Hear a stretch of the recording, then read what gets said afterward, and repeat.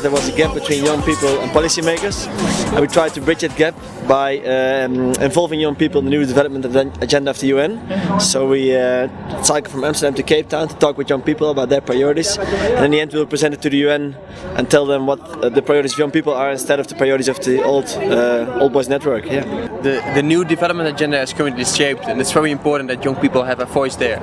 As you know, almost half of the world population is under the age of 25, and still our voice is often not heard. The project is named in the Security Council of the UN as an example of the role of young people for making peace in societies. So our project is reaching the UN really, and it's reaching young people on the ground as well, and that's, I think, the most important thing. It's important to speak out. They should get involved, and I think this Action 2050 campaign, which we got this nice sticker today, and which we cycled with 25 young people into the city centre, is important for that. Making a new agenda is part one, but implementing an agenda is part two. And we think that the people of Namibia and the people of all the countries we visit should hold their governments accountable for the implementation of the new agenda. As per our latest census, 30% of our population lives under the line of poverty. This in itself qualifies for a call for immediate intervention. Friends, in the same boat, the situation is real.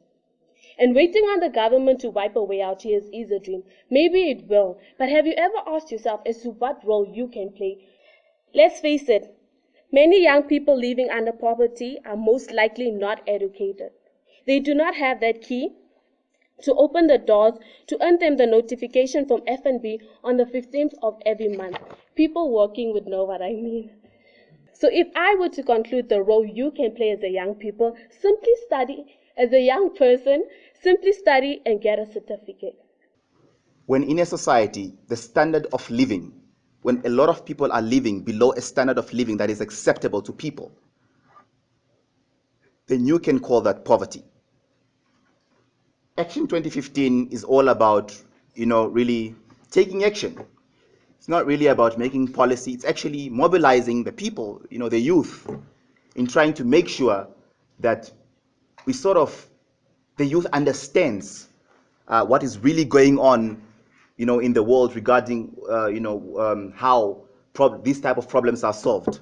You go on Facebook, you see all these activist groups. People are complaining about land, about employment, about poverty. But what are we doing about it? But we need to look at ourselves and reflect what we do, what we are able to give back to society.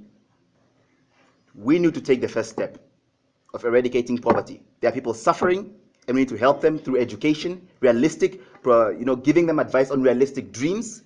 As young Namibians, we want to get involved within our own economy, even those of us who are privileged enough to get educated, because less than 10% of us get into university. We still don't make the grade, all right? We need to question our education system.